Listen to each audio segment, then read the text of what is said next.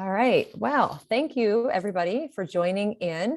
Whether you're joining in live now or you are watching the recording, regardless, I would love to know, I would love to connect with you in the chat or send me a message on Twitter or send me an email, reach out to me at any time. But I would love to know, where you're joining from, what your role is.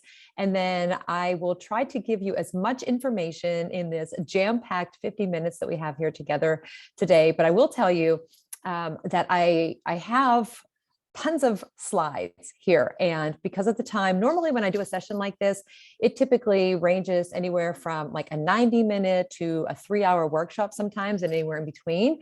And covering all of these big topics, the AI, the AR, the VR, the XR, if I throw that in there too, there's a lot. And it's easy to feel overwhelmed. And so the one thing is, well, a couple of things. One, try not to feel overwhelmed, because I would rather you walk away with a lot of different ideas to explore, or at least to process and think about, than to sit here and walk away with only a few ideas, maybe some of which you're already using. The second thing is that because I have so many slides, and I know we all experience this, is in our Google Drive, sometimes I'm like, did I make that? Or where did that come from? Or after a conference, I don't necessarily have time to go back through it. So at the top of the screen, what I did is I created a bit.ly, and it has my last name, Poth ARVR, which is easy for me to remember. But if you would go to that bit.ly, what you'll find is a multi-page Google document that has tons of information in it. It has some screenshots. It has links to the information that I'll share with you here today, and probably a lot of things that I won't cover.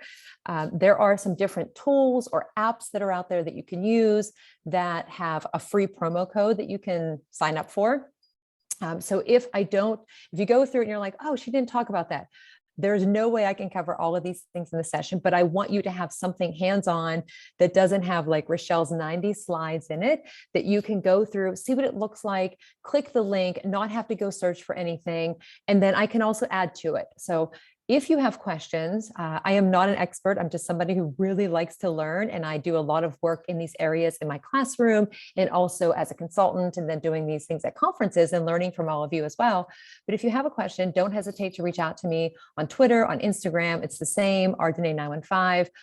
My email, just add a Gmail to that. And I do have a blog site, and also a podcast where I just talk about things that I'm doing with my students as learning things about emerging tech in my classroom.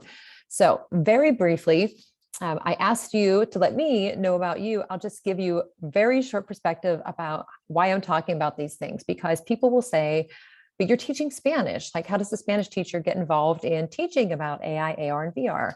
And that's because with the A being arts, about 6 years ago, my principal asked me, because we had gotten a grant to move our library into more of a makerspace, to teach hummingbirds.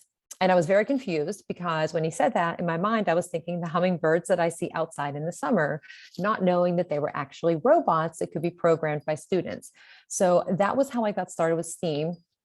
And I did that with 7th and 8th grade students, adding in the French and Spanish culture and having them create some robots that represented something that they learned about. I wasn't that great at it, which was okay.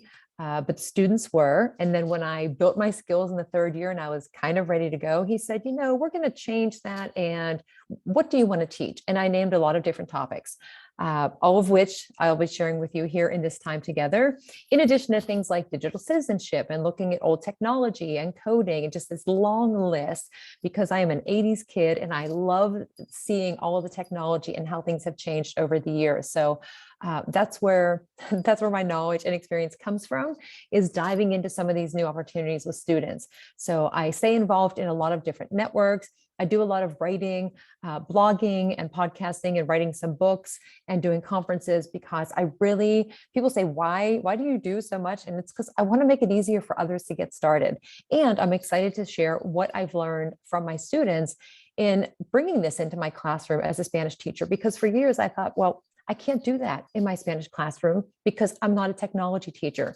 But the thing is, we all can, and we need to, because as you all know, there are so many things changing every single day in these emerging technologies, and we're interacting with them more than we even know it. And so that's enough about me.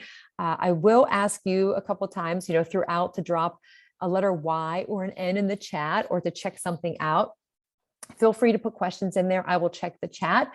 And if you have questions after, again, just reach out to me. I am really good at getting back to you with some responses.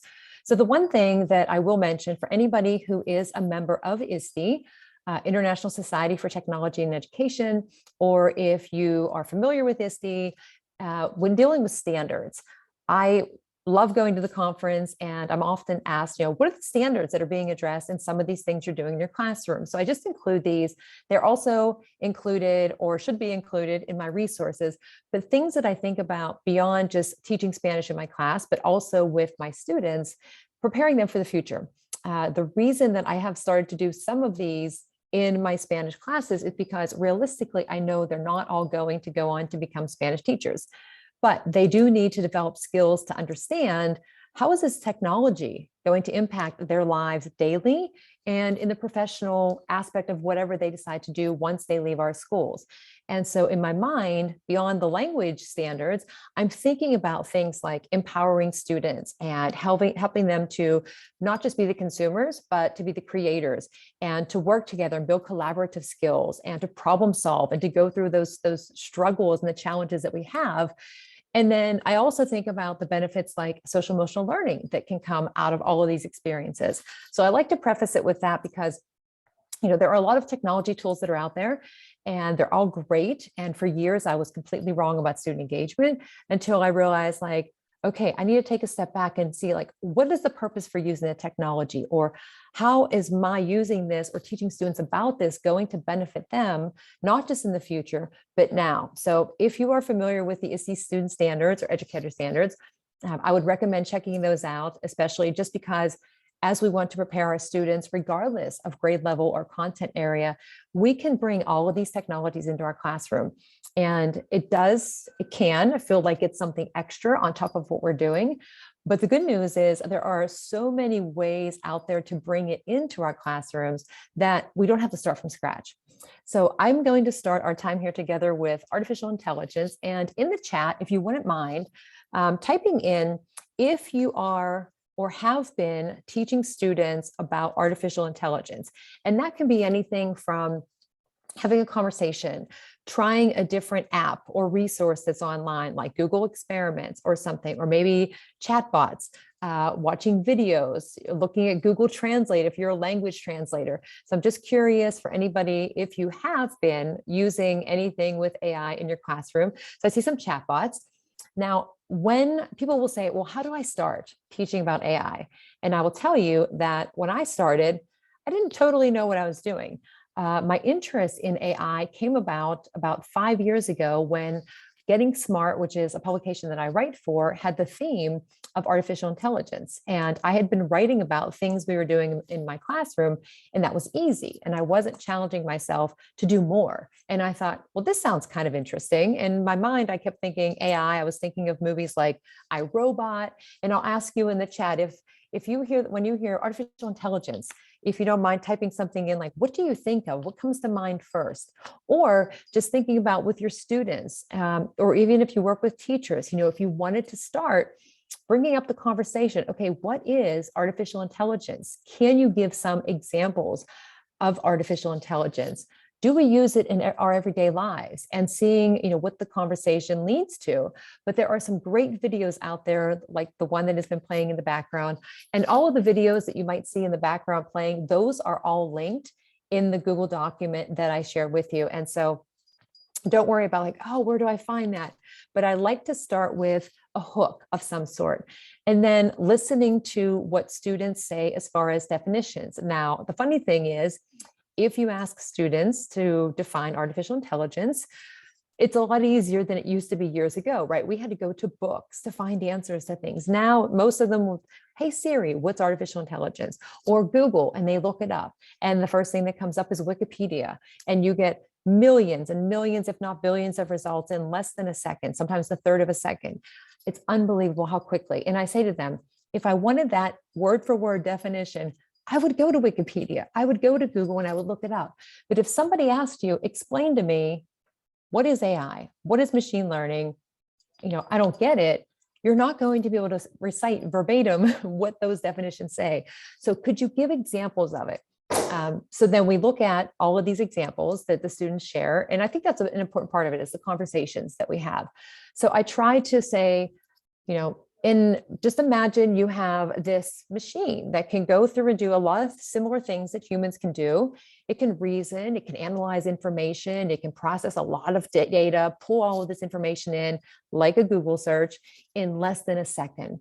And so what are the benefits of that? And I will say to them, okay, let's Google the Dewey Decimal System. And they're like, the what? And I explain Dewey Decimal System, and we see how many results we get back. Then we Google artificial intelligence, and then we see what a difference in the number. And then I have them pick some topic, maybe something they're studying in class. And I say, it's able to go and sort through all of that information, videos and images and articles and news reports and you name it, and pull in everything that's relevant to artificial intelligence. Just because the first thing that comes to the top doesn't mean that's the best, the most reliable information. So we as humans still need to be able to go through and evaluate this. But that's a fun activity to do just to see what it comes up with. And then I say to them, now imagine if you had to go and find on your own all of those same resources. How much time do you think it would take you? Because it took that less than like a third of a second or half of a second. And we know like we wouldn't be able to do that in any short period of time. So we look at definitions, machine learning, talking about like, how does the machine improve? How is the machine built? What is different? And machine learning is a part of artificial intelligence. And then we look at the neural network. And I try, because they're 8th grade, not to get really heavy into it, but just to start the basic conversation of what are some of these things? How do we compare them to something that you could identify and explain to somebody else? And the neural network, I'll ask them a question like, what's 2 plus 2? And then I'll ask another number question or some other thing that I want them to answer. And I said, the neural network is just like your brain, except the neural network processes things so much faster. It goes and it sorts through all of the information that's out there. And so one thing, looking up on Google and getting those definitions and being able to read it, but do you understand it enough to explain it to somebody else? So I do use the video to have a hook. I involve the students in a conversation, and then I start with some other videos, short clips. One that I highly recommend, and I don't know if anybody has ever used this, but and this is linked in the document as well. And for anybody who joined in late, I'll be sure to drop that link in. It's bit.ly, Poth, ARVR, all lowercase, which is my last name, and then ARVR. But this is a good video series to start with. And so if you are looking for something that maybe you want to have videos and then have conversations, and based on the videos, have students come up with their own independent research, maybe they do something with Genius Hour, project-based learning, they collaborate and create a chatbot, anything. They make predictions for the future of where they think AI is going to go, how it's going to impact, years down the road in the medical field, in our everyday lives, in education. There's lots of possibilities. So again, you don't have to be the expert because there are enough resources that are out there, but the videos have really been a great starting point, because for me, I thought that I had to just keep teaching them and talking to them about like, this is what it is, and this is what it looks like, and go through all of that and be the expert. But what I realized is I just need to know enough to get them started, and then to use the materials that are available to us, many of which are free, to then let them explore and come up with their own questions. And what I noticed is, especially with some of the ones with this, where the students will see things happening in China where students are wearing headbands, and that video is linked in the documents, and it's tracking student engagement, and the teachers can see if the students are engaged. It can have access to information. If students are not paying attention, it can send notification to parents. And the students come up with all of these questions like, well, what about privacy? And what about ethics? And what about all, they go on. And it's really interesting to get their perspective. And we look at what are the benefits, and then what are the drawbacks? And, at the end of the day, who's responsible for it? And it's humans. Humans are the ones that are writing the programs, that are creating the algorithms to design this. And I said, this is coming down to you. You don't know. You might be the next person that's going to design some great program. But I think it's a really good way to start, that it's a lot of conversation and it builds their excitement. And this series goes from very basic and then covers what is machine learning, what is a neural network, what is a deep learning network, and goes on and on. I think there's probably between 12 and 14 in the series. So depending on the age of students that you're working with, you might want to just start with some of the basic ones and then use some of the resources that I share with you.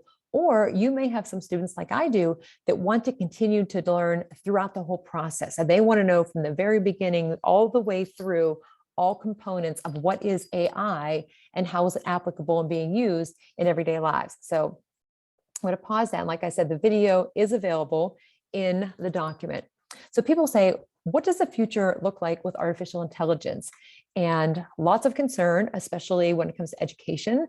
Will a robot replace me? Is AI going to eliminate jobs for anybody in the world of work? And that's a valid concern. We have seen a lot of automation in many areas of work.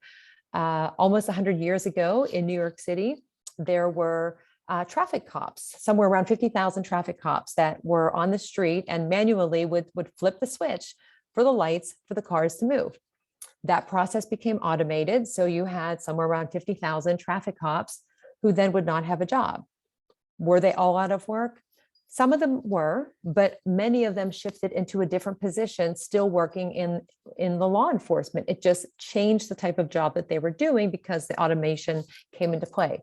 With us as educators and these materials, for anybody that's looking for a course, there are a lot of online courses available to take. I highly recommend the course available through ISTE. It was funded the first time through General Motors, and I had the opportunity to take that after teaching AI for about 4 months. And the images that you see here and some other information that I share, and also the book by Michelle Zimmerman, Teaching AI, is phenomenal. But I like this image because it gives, an idea of how will this or can this impact, or is it already impacting education? There are some of the game-based learning tools that we're using out there. And if you use these, think about like quizzes, for example, has a personalized learning path that you can turn on. So as students respond to questions, it is noticing a pattern. If they're missing, for my case, verbs or spelling or some type of a concept. And as it tracks that faster than we can, it gives students extra practice and adapts to them in a personalized learning way. We can do that as educators, but the time that we can use that quick assessment and give that to students and have the AI built in to work with them more, that is beneficial. Now, it doesn't replace our human-to-human interactions and conversations and relationships with students, but it can help students to get the practice that they need. And there are many other tools out there like that that are building the AI into their programs, so it has that same capability. So you might start on the same question, but depending on how fast you answer and if your answer is correct or not, you might not go to the same question as somebody else in your class. That's another feature. All of these other ones, which I won't take time to go through, but just to give you that image, assessment is a big one because it can take all of that data, it can analyze it, we can look at it as teachers and have all that time that it saves us to then work with students one-on-one or to address the whole class, for example. And I love paper assessments, but there are times we know, especially depending on whatever the content is that students are learning, that feedback is critical. Timely, authentic, meaningful feedback is critical. And so being able to use a tool where we get that feedback, that data from that, and can look at it and address the whole class or work one-on-one with students, it does save time. Okay, here is the time when I want for you to participate. On the screen, these are 10 ways, according to an article in Forbes, the top 10 ways that most people are interacting with and using artificial intelligence every day. And so take 20 seconds, go down the list and give yourself a point for every single one of those that you use on a mostly everyday basis, maybe 6 or 7 days. And if you wouldn't mind typing into the chat what number you come up with. See if you get a 10, maybe you get a 5, somewhere in between, just out of curiosity. All right, we got a 10, 9 out of 10. I will tell you that up until November of 2020, the highest that I could have gotten was 7 because I didn't have smart home devices. I was not using facial recognition on my phone, and I had never watched Netflix. However, entering the lockdown, Netflix became of interest to me in November. So now I am at an 8. Some of my students, surprisingly, and this is another activity, I have this also in the Google document. It's just a fun talking point because you may not necessarily realize that artificial intelligence is built into these things. And that's what makes it easier for us. Banking and fraud detection, huge. I have it if I go out of the area, and even if I buy like a $13 item, I might get a phone call. I might get an email. It's like, alert, $13 was just spent. I'm like, yeah, I bought lunch at a Panera, but I might have been out of the area. The facial recognition, the smart home devices, the virtual assistants, the Google searches, some we do use every single day. And the thing that it does is it makes, it saves time. It's a convenience factor for a lot of us. I mean, those Amazon purchases and also the virtual assistants. I have an Alexa. I don't use it that often, but I remember one of the few times, aside from listening to music, I said, Alexa, yes. And I said, order from Amazon. And Alexa said, I see that recently you ordered blah, blah, blah. Would you like me to read or order that item? Yes, I would. Okay, it was done. Like in a matter of 20 seconds. I'm like, this is beautiful. So it is convenient. But my students have fun with answering these questions. So again, as if you're thinking about how do I bring this into my classroom, or how can I do something if I'm working with teachers as a coach or an administrator, how do I get more teachers to be involved? Because this is not something specific to just an 8th grade STEAM class or a computer science teacher's course. This is something that we can bring in from all the way down, pre-K, all the way up. There are materials and resources out there, some for free, and of course, some that have a cost, to at least get the conversation going, to be able to identify and to understand how does it benefit, what are the concerns, and everything in between. So once we look at what it is, can you define it in your own words? And then also doing what we just did with those top 10, we look at types of AI. And I know some of you said in the chat, you use chatbots. I recommend, every day, if you go onto a website, is there a pop-up where it's a chatbot?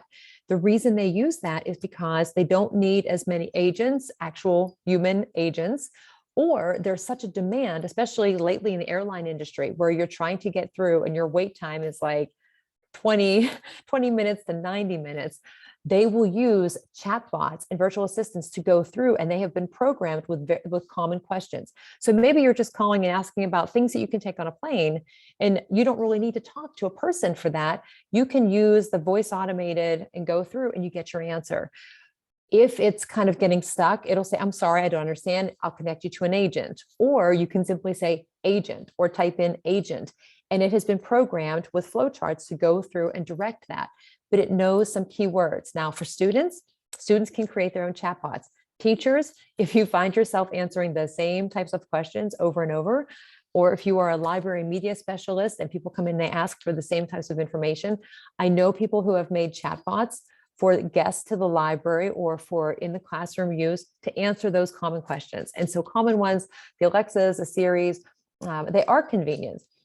Language translators, if anybody's a language teacher, good or bad, they've been around for years. They are highly beneficial, but also it's important that students understand the benefits of using them and why, as a learner, they shouldn't rely on the Google Translator, because even as good as it is at getting the words, it still cannot understand human like slang and those types of words that we have when we use in English or in any other language. So in one of the resources that I'll share with you here very soon before we shift to the ARVR is ISTE put together these 4 separate program guides, and they are based on grade level, on electives for computer science teachers. And I worked on a project that was focused on the use of translators. And I actually had my students use translators. And of course they were like, wait, now you're telling us to use translators? And I said, yeah, because one, there is a time to use it. So I pull out the big dictionary and I say, this is what we use. We flip through the pages, we found the word. I said, if you open a dictionary and you cannot find the whole entire sentence that you've just typed in, you're not using it properly. But a translator doesn't necessarily know what you mean. Some of them are very good. They've gotten better.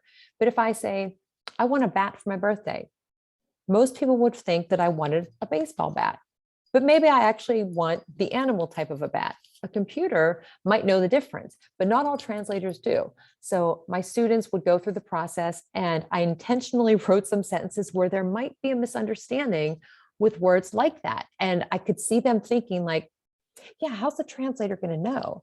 So there are benefits. Even with AR, there is the app, you can hold it up over the sign and it translates it into whatever language that you want. So if you're traveling for work, definitely are benefits for it. And I used to say to students, don't use the translators. But now instead I say, you can use it, but use it for a word and look at the meaning of the word and try to, use the words that we're learning. Don't rely on it, because what they're doing is they're doubting their own ability because they're relying on something they found online and thinking like it's correct, which we know how that goes. Video games. Who knew since the 1950s that AI has been enhancing the gaming experience? The book Ready Player One, if you want to talk about things like the metaverse and artificial intelligence and all of these concepts, that really was kind of nostalgic reading that. And then smart cars. Many of us, when we go to conferences, or my students apparently use Uber Eats to get McDonald's, but it uses AI, it analyzes traffic patterns and all of this. And so having students be able to see where they're interacting with it. And I had a conversation a couple of years ago with somebody with one company that was working with AI that said that the thing about it is when it's working, you don't know. You can't say, oh, well, that was the artificial intelligence. It's just doing the thing that it has been programmed to do. But of course, it has been programmed by a human and it's going to make a mistake. But we know there are some things changing with that. And if only we had a little more time to dive into some of those things, but that's okay. Anyway, we look at some common uses. Music, it is convenient when you're watching Netflix and it says, here are some shows you might like. Thank you. Or you go on Amazon and you want to get a book out of the millions of books that are out there. And it says, people that bought similar books did this, or based on your prior purchases, we recommend these. Smart home devices, the other ones like the online services, it does help. And they rely heavily on AI. So the next piece is, where do you start with students? Lots of places. I recommend some of these. And again, these are all in the Google document. Has anybody used, if you type into the chat, I'm wondering if anybody has used the Quick Draw or Semantris. And if you haven't, I highly encourage you to open up another tab. If I have time, I will bounce between tabs, but I want to make sure that I give you some ideas here, especially with the AI, because I find that to be an area where people are more interested in that knowledge and what's out there. And I want to make sure that I share that. But the Google AI experiments also has AR and VR. So if you want to do something fun, it has a neural network where millions of drawings have been uploaded into the system. It gives you a word to draw. You try to draw it. As you're drawing it, if you draw a circle, it gets rid of anything that's not a circle. If you draw a square, anything that's not a square, it gets rid of, and it tries to guess. You have 20 seconds, you get 6 words. So it's fun to see what the words are and how it guesses and how quickly, or if you absolutely stump it. There's Botsify that students can interact with chatbots. There's IBM has a great course, Chatbots for Good. And then for making some chatbots or avatars, there are a couple here that I have listed. And I know somebody had mentioned chatbots. MIT has a chatbot that you can create, and there's AppyPie has one. There are a lot of them, and those are all listed in the Google document. Question for you, if you wouldn't mind typing a Y or an N into the chat. Have you ever done the Akinator Web Genius? And if not, I will highly encourage you to multitask now, because, oh, lots of no's, love it. And I'll tell you what it is, and then maybe you can kind of, multitask and toggle, but it's a Web Genius. And you think of a character, fictional, could be a real character, could be an animal, and you don't tell it, and it goes through a series of questions. And the goal is to continue to stump the Web Genius and to get a higher number. So the first time that I did this, Spanish teacher, I thought of Don Quixote. And I'm thinking, there's no way that this Web Genius is going to guess it. But as it asks the questions, it might say, was this person in a movie? And you have yes, no, I don't know, maybe, all these choices. It might ask about hair color, a certain popularity. Did they live at a certain time? Were they a superhero? It just goes through kind of like a flowchart of questions. But you start to notice the closer it gets to identifying the person. Now, it guessed Don Quixote, I think for me, in like 14 guesses. But for somebody that I know, and I can't remember who they were thinking of, they got like 44 was the number. But it's fun to see. And you also start to see the logic as it sorts through the information based on what you're putting into that.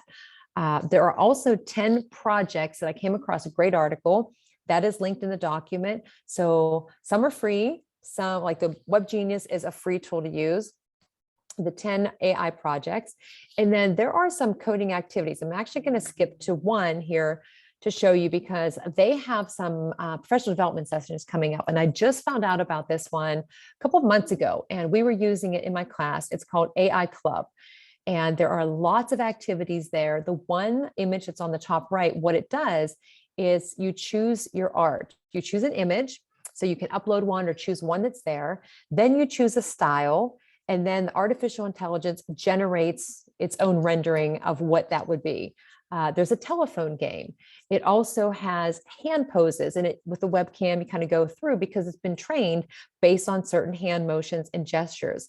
There is, let's see what else. There are a lot of choices in there, and those are all free to use.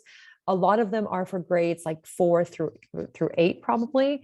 Some other activities, grades 5 through 8, but they have projects from very basic, like what is computer vision, all the way up to looking at things like ethics and bias, which are important parts of the conversation as well, and that we address in my class too. When we get to that point, we talk about the facial recognition and things that are happening, like in China, like I mentioned, where they're scanning the faces, and a company here, that Clearview AI, that somebody thought that they were going to bust because they thought they were doing something illegal because they were pulling images off of the internet, but the images were posted out there freely, and all they were doing was gathering them all in and then using it to help law enforcement. And they really didn't get in trouble because there was no precedent for it. So it has been an interesting conversation. But with AI Club, and if you would scan, if you have on your phone, you scan that, but I also have that in the document, you can find a lot of things to get started with quickly. I didn't want to forget to tell you, because there are a couple of PD sessions coming up, and Nisha is phenomenal. I got her book and I went through it, and there's so much that's in her book. Also the book by Michelle Zimmerman, Teaching AI. But if you want like a hands-on to go through and look at some of the different activities and projects that students can do, there are these different sessions coming up, and I did put that into the document as well. I signed up for the one that's coming up on the 21st, and there are, a couple of others there. So I would recommend, if you're like, you know what, I want to start with something, where do I begin, where I can just like let the students drive their own, I would go to AI Club. I would go to the ISTE course and sign up and take that if that is within, your budget. It's definitely worth it. I would look at Michelle Zimmerman's book for Teaching AI because it has lesson plans and activities and resources and standards. And then there are all these other free resources that are out there that you can access too, because the Department of Education and the United States government have really worked together to build more resources for learning about artificial intelligence. And these, again, are all listed in the document. And then I've written several articles because, like I had said before, I want to make it easier for you. And so in the articles that I've written, I have like, here are 5 apps that you can try out, or here are some videos that you can look at. And if you do have questions, don't hesitate to reach out on Twitter. My Twitter handle is there. Send me an email, totally fine. And this is what those project guides look like. They have 4 of them, and they have the standards, they have the NGSS standards, they have everything that you need for the lesson plan. They have definitions, they have the activities, the amount of time, questions you can ask, everything that you would want. And it's broken down, like I said, into those 4 different, between the elementary and the secondary, the electives, and then for computer science teachers. And so the link to that is also available in my resources. And I know I'm talking really fast, but I want to make sure that we dive into the ARVR. And I will say that I believe that it was, and you can tell me in the chat too, did anybody attend the session on Mozilla Hubs? That was at, I think it was at 1:00 this afternoon. It was like an 85-minute workshop on Mozilla Hubs. Okay. Brenda did. I think it was, I could be wrong and I apologize. I think it was Sage and Monica had a fantastic session on Mozilla Hubs, which I was going to cover in part of this. And since it's recorded, if you are looking for something like Mozilla Hubs offers, which I will tell you here coming up soon, I would recommend watching their recording because they went over it, exactly what you can do with it and the benefits of using it. Okay, so diving into ARVR for our last 15 minutes here that we have, I would love to know if you are teaching AR, VR, anything about these extended mixed realities in your classroom. If you would put a Y or an N. And then a follow-up question to that is, if you are, what are some of the tools that you are using? So like, let's say you are using, and you're just using Nearpod or CoSpaces or some other app. I would love to know from everybody that's joining in what it is that you might be using. Now, AR, VR, mixed reality, extended reality, where there's all of these realities, very similar to the AI. I start with my students by having a definition. Oh, no need to be sad. Plenty of time. This is the perfect time of the year. Anybody can do this. I thought, like I said, for years, oh, I'm just a Spanish teacher. I can't do this in my class, until my Spanish students said, why can't we do any of that cool stuff? And I didn't have an answer. So you have plenty of time in your school year, and there are so many easy ways to get started. There's not a huge learning curve, ready to use templates, examples. Better yet, just get them started and know enough and let them create with it. So today is your day. The biggest thing is knowing the difference. And I think like the number one thing that people think of when they think of augmented reality is Pokemon Go. So if anybody's a Pokemon fan, you're like, wait, I gotta stop. They're like, Pokemon stop here, Pokestop. I had friends like that. But augmented means you can still see the world around you, but you have some overlay on top of it. So there might be a dinosaur that's in your room, or maybe you have a MergeQ, which, because I traveled today, I don't have my MergeQ, but you can hold a frog, an animal, a 3D object in your hand and interact with it. You can see what the layers of a volcano are. You can hold the solar system in your hand, but you see the classroom around you. So it augments it. You don't want to go to IKEA or some other store to see, oh, I wonder what this couch is going to look like in my house. You can put that into your space and see it without actually having to travel there. Virtual reality can be done, can be used without a headset, but typically you have the headset on, you're fully immersed in that environment. There were the Google Cardboards, which if they came assembled, great. Some of them didn't, not so great. Not really good for cleaning things because it's hard to sanitize the cardboard. Then there were like the old Google Viewmasters. If anybody remembers the Viewmasters, where you click and it rotated through from years ago. Merge had some nice foam ones. Then you can go to the higher end ones. You can get the Oculus Quest. You can look at the Microsoft, the HTC Vive, a lot of other ones. I have 4 Oculus Go headsets, which of course can't do anything with now, but I have the Oculus Quest. But the virtual reality, fully immersed, you can use it in, I mean, so many areas in the world and of work and in education. They're using this, particularly in the past 2 years, such a growth in this area because of the inability to go to different places and to travel.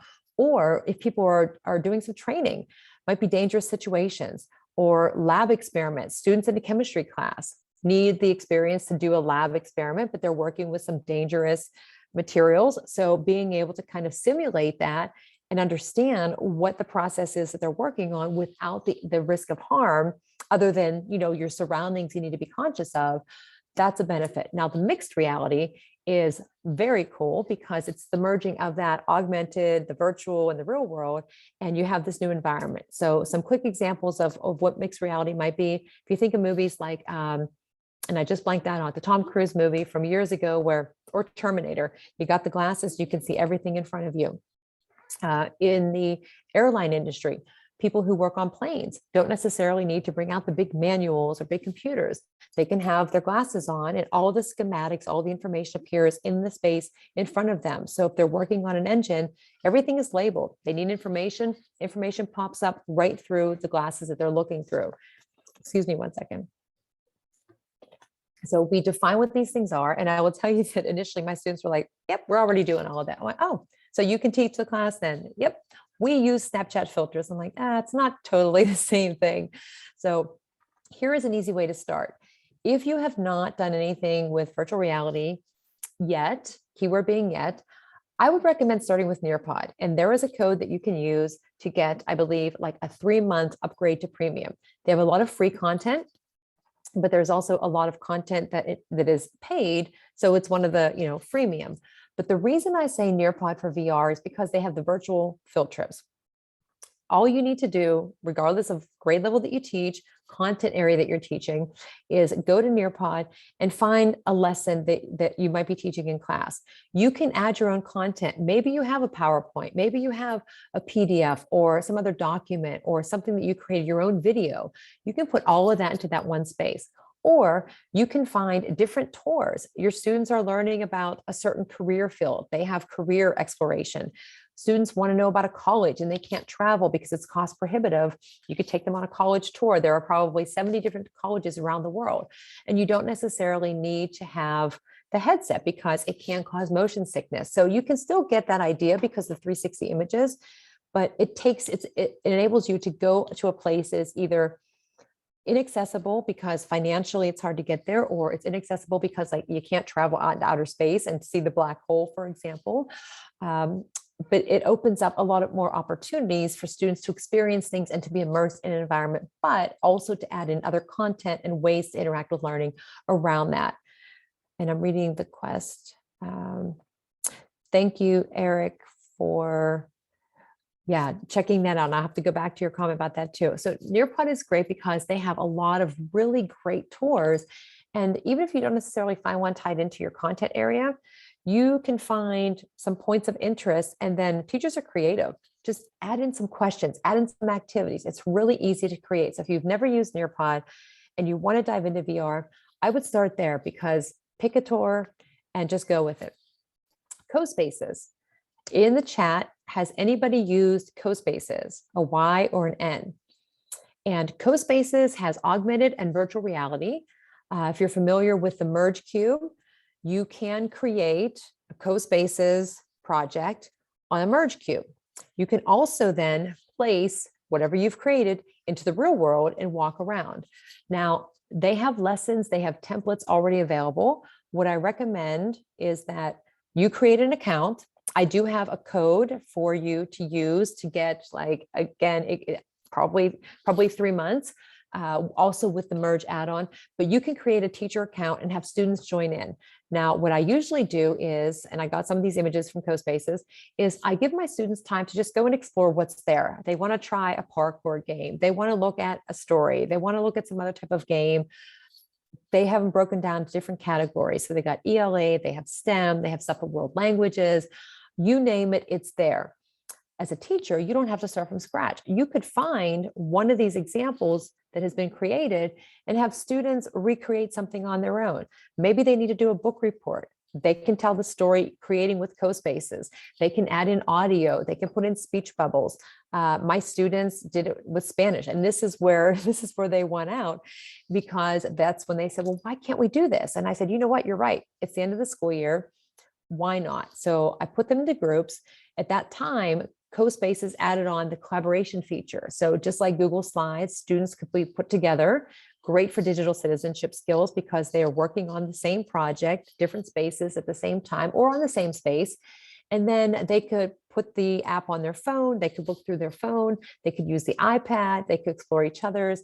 But it was a really great way to have them use what they were learning in Spanish to create something and attach meaning to the vocab and to the verbs, especially the content, what they were learning, because narrating in the past tense, especially at the end of the school year and reviewing for finals, is tough.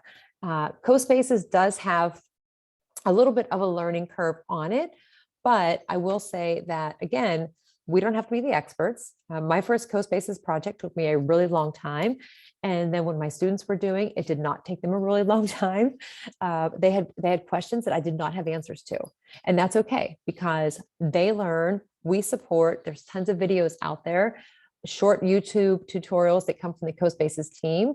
But the best thing is they learn and then they share and they help their classmates. And so, as we all know, social emotional learning and building those relationships is so important. And this is just another way to enable them to do a lot more, not just engage with the content, but create something that's an emerging technology to develop an interest that might spark curiosity in these areas, who knows, and to have some fun with learning. So those are just some ideas of what the ways that we have used it. And that's my code that, again, is shared in the resources. Okay, a few more here really quickly. Merge. In the chat, have you used MergeQ? And you can, in the document that I shared with you, and actually on the screen that'll be coming up, I have a QR code. So you can buy the cube. Years ago, Merge stopped updating the apps. So the Merge cubes went on sale for like $1 a piece. So teachers everywhere were buying up all of the Merge cubes, 50 and 60 of them in a cart at Walmart's. And then they started to create this whole new product and platform with Merge EDU.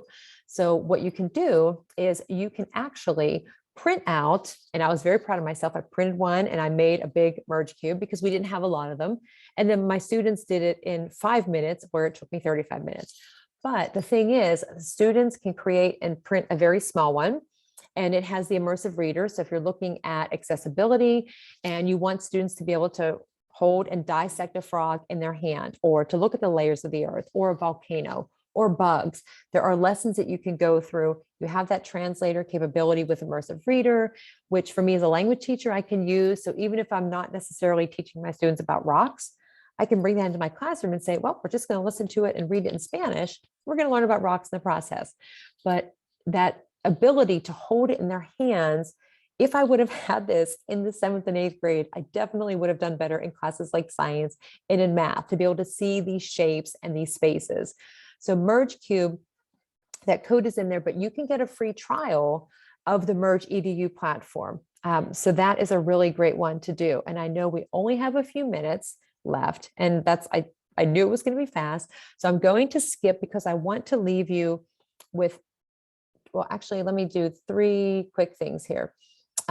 Figment AR is one that is not updated on the iOS, but it's still on the Android. And it was a very neat one because it had the ARVR, and you could put augmented reality in, you could upload your own 360s. And in the video that's playing, I was actually at the beach, but I put up these portals that are into the app. And so as you walk into the portal and you start to turn around in a 360, you are then immersed in that portal, in that 360 space. And to get back into the real world, you have to find that frame to crawl through. So there are many apps out there that enable students to create and tell stories. For teachers, imagine at the beginning of the school year using an app like this to introduce students to your classroom in a very fun way. Like, oh, who's this character? And you step into this portal. Just something fun, easy to create. So that is Figment.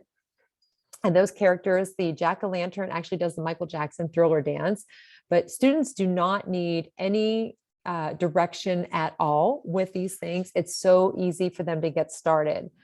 Another one that is just like Figment is Thing. And for anybody who was familiar with either HP Reveal or Aurasma, where you have a trigger image, and using that trigger image, you have characters pop up. So it's augmented reality because you can see the tables and everything around in that space, but you have these animations and these characters and the ability to screen record and narrate. So again, maybe students read a book, or they're learning something in science or math or history or my class. And instead of doing a standard presentation, they use the props, they add in these different characters, and they talk about it, and they have this video. So they're applying skills in a different way. They're learning about these emerging technologies.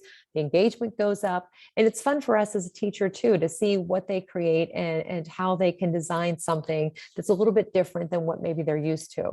So Figment and Thing are some of my favorites. And then just because I mentioned the Mozilla Hubs, the session from earlier, I recommend checking that out. But what it is basically a meeting space like we're in Zoom, except you're all in that same space. So it's a web-based VR space. Now, the picture on the left, I was the purple cat. This was during a presentation during ISTE last summer. And I was streaming my presentation like I'm showing you into that room. You all have avatars, and unless you move closer to me because of spatial sound, you wouldn't hear what I'm saying. But instead of being in Zoom where you all see each other, you actually feel like you're together and you can hear each other. If you have the headset, you can really hear each other, but you don't need to have the headset. In the video that's playing on the right, the woman created just to show you what it could look like, because you can put pictures on the wall, you can have furnishings, you can set it up like an office. I think, and there are probably 15 of similar programs out there. So Sage and Monica, and I hope they got their names right, like I said before, a great workshop by them if you want to learn more about this. But I use this with my 8th grade students, and I didn't even need to tell them how to do anything. They were adding objects in, they were drawing on the wall, they were taking pictures, they were doing everything. But it's just a different way to meet and engage. And some businesses are using this instead of having, a Teams meeting. They're using things like Mozilla Hubs and other ones that are really kind of creepy in a way. And I'll just leave you. There's some images of, you can take a screenshot, post it on Twitter. You can upload your own. You can upload a presentation. You can invite other people to join. So I could have run this session through Mozilla Hubs. There are some links to a blog that I wrote in that document that I shared with you. But the last one that I'll leave you with, because I know we are like 30 seconds over, is Spatial XR. And if you look at the images, this one, pretty interesting. It uses your webcam to scan your face, and then it generates an avatar. And as you move around the room, the avatar mirrors whatever your interactions are. So when we use this together, my good friend Jamie Donnelly and several of us were like, I don't know how I feel about this. It's kind of creepy. So you can use the webcam, or you can actually have your Oculus headset on, or whatever it is that you're using. You can screen share, you can put videos in. So imagine having your next meeting, not in Teams or Zoom or Google Meet, but in one of these virtual meeting spaces and having an avatar. This is what the metaverse is. This is where it's headed. Some schools are using it. Stanford ran courses in the metaverse last June. So it's interesting to see how this is all going to evolve over time. But at the end of the day, and the last thing that I will say, besides thank you for joining in, is, there's a lot to know, but we don't have to do all the things. You just need to give students an opportunity to learn, to explore, to understand how these things work, what the benefits are, to ask questions, and then learn with them and from them, because that has been the best part of this, is just seeing their responses and their questions and making predictions for the future whenever they're my age, and thinking back to when they were in 8th grade and how, oh my gosh, remember when we had this? And now look at what we're doing. So I know that is a ton of information. I put my contact information there on the screen for you. And I'm going to type the bit.ly in here right now. Absolutely. And it should work. If anybody didn't test it yet, but it's my last name, ARVR. It also has the AI. And if I minimize this, give me 1 second. Oh, it looks like this, and you should probably be able to see it, but it has everything that I mentioned, the artificial intelligence, the links to the videos, the China video that I mentioned with the headbands, the ideas, all of the other courses, the projects, and then it has the ARVR, the links, some of the pictures I just showed you, the different codes, definitions, and even more and more that was in there. So it's way easier for you to have my Google document that has 12 pages than my slides that have somewhere around like probably 100 at this point. So thank you all for joining in. I hope you enjoyed the conference. Thank you. I appreciate it. This has been great. Yeah, thanks everybody for attending. The session has been recorded. We're just a few minutes over. So just want to thank everyone, and there's head on out to the next session. Yeah, thank you. Sorry about the going over. I get so excited about these topics. Yeah. Thanks, everybody. Have a great day, great weekend. And thanks, Nancy.